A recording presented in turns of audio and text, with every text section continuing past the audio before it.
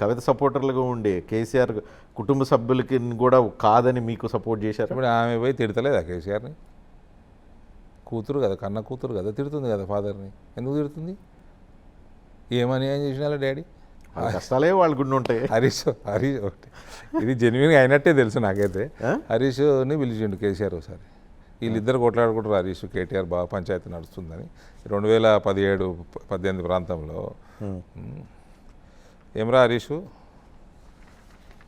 సంపాదించుకున్నావా, బాగానే ఉన్నావా, ఏం చేస్తారో ఇదంతా సంపాదించుకుంటే నా కొడుకులకు ఇస్తా అన్నమాట. నేను కూడా అదే చేస్తున్నా పోరా అన్నమాట.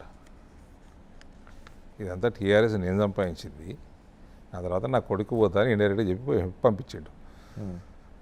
ఏంటంటే ఎందుకు ఆమె తిడతలేదా? కేసీఆర్ ఎక్కడోడు? తెలుగుదేశం ఆయన. తెలుగుదేశం తిట్టలే, మామూలు మాటలు తిట్టలే, మామూలుగా తిట్టలే టీడీపీని. కుక్కలు నక్కలను కూడా తిట్టిండు. ఇక టీడీపీడు కదా.